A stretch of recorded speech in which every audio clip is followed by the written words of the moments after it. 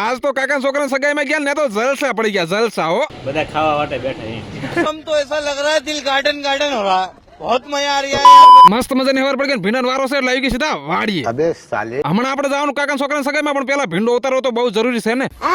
પછી લઈ લીધી કાળે કાળે ડોલ ને ભીંડો ઉતારવા બોલી દીધી બાકાજી કી. એટલે આપણે હવારનો ભીંડો ઉતારવું તો હજી એક જ ગાડી થઈ છે.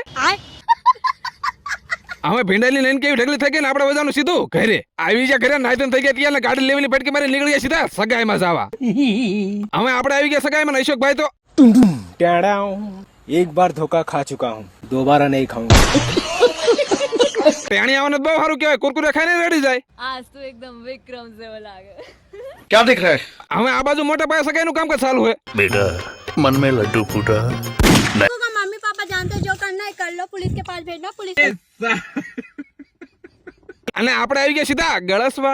પછી ઝડપથી જમાન પ્રોગ્રામ પતાવી દેવાનો, પાછી મીટિંગ જમાવીને આ બાજુ તો અમે લીધું એટલે અમારે લેવાનું. મે લીધું મફત નહીં આતું, મે લીધું મફત નહીં આતું, દાદાગીરી નહીં કરવાની બાકી કાલી આવડે ધકોને મારી.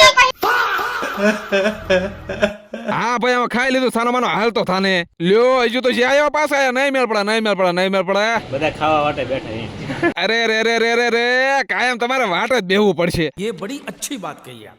હા લાઈક અને ફોલો કરી વાળજો. ફાઇનલી સગાઈનો પ્રોગ્રામ બધો ડન થઈ ગયો ને આપણે બધાનું સીધું ઘરે આવી જાય. ઘરે મારે એકચ્યુઅલી ચા તો પીવો પડે ને.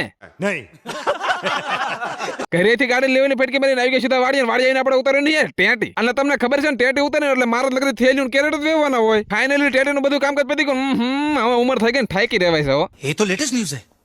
હાલો લ્યો હવે હું ઘરે વહી જાઉં છું ને આજનો વ્લોગ આયા જ પૂરો. Okay tata bye bye.